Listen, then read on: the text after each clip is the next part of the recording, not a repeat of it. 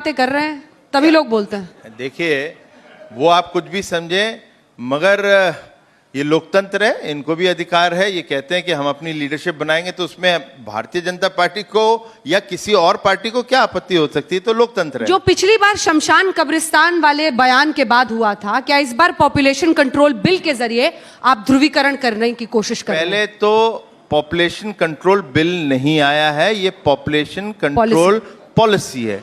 दोनों में बड़ा अंतर है। पॉलिसी जो है वो हर 10 साल पे आती है, वो 10 साल के बाद हम लोग को भी फिर से लानी थी, वो फिर से हम लोग लेकर आए। तो इसमें बिल जो है वो आएगा, जब आएगा तो हम उसमें बहस कर सकते हैं। तो पॉपुलेशन पॉलिसी में आप ये बता दीजिए, क्या उत्तर प्रदेश ने रिप्लेसमेंट रेट को हासिल किया नहीं किया अब तक?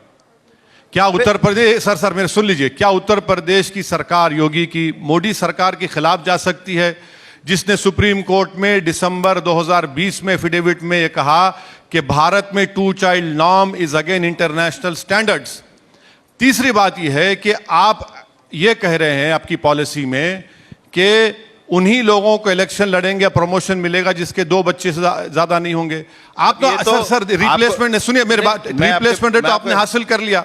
अब आप ये बताइए कि अगर स्टेरिलाइजेशन होगा, 98% तो यहां पर खवातीन का होता है। अच्छा मैडम सुन लीजिए, अब इनका रिकॉर्ड एक मिनट आप सुन लीजिए। अब इनका रिकॉर्ड देख लीजिए कि उत्तर प्रदेश में नवंबर 22, 2019 को मोदी सरकार सवाल के जवाब में कहती है कि उत्तर प्रदेश में वर्स डॉक्टर पेशेंट रेशियो है। आपके प्राइमरी हेल्थ केयर सेंटर्स में 2270 डॉक्टर की वैकेंसीज है, आप वो भी पूरा नहीं करते और आप कह रहे हैं करेंगे।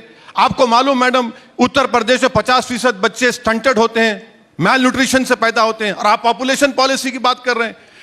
आपके पास ये कहते हैं पॉपुलेशन प्रॉब्लम है। 10% CMI कहती है कि उत्तर प्रदेश अनएम्प्लॉयमेंट, यानी 100 में 10 लोगों को नौकरी की जरूरत है। इन्हीं का मिनिस्टर उत्तर प्रदेश की विधानसभा में खड़े होकर कहता है कि अनएम्प्लॉयमेंट पोर्टल के ऊपर 33 लाख लोगों के नाम है। आप वो नहीं करते और पॉपुलेशन की आप बात करते हैं। ये बड़े पढ़े लिखे आदमी हैं।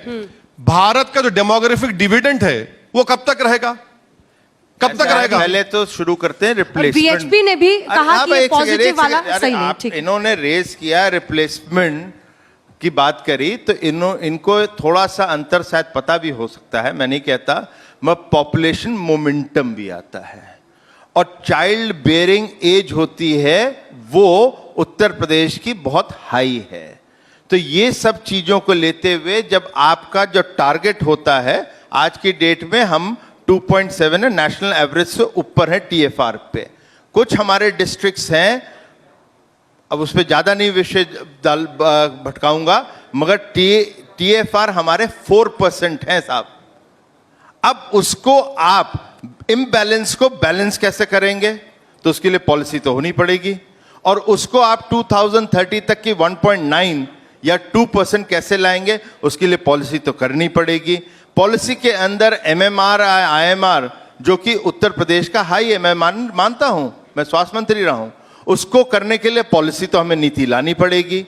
तो ये सब जो चीजें हैं उसको ध्यान में रखते हुए, अच्छा अब डॉक्टर का रेशियो दे दिया, बहुत अच्छा किया आपने दिया, मैं उसको डिनाई नहीं करूंगा, मगर उसके लिए भी हम काम कर रहे हैं। आज तक शायद आपको पता नहीं होगा, उत्तर प्रदेश में जब हमारी सरकार आती है 2017 के अंदर, तो हमारे पास टोटल जो डॉक्टर्स पैदा करते हैं वो मेडिकल कॉलेजेस हमारे पास 12 होते हैं।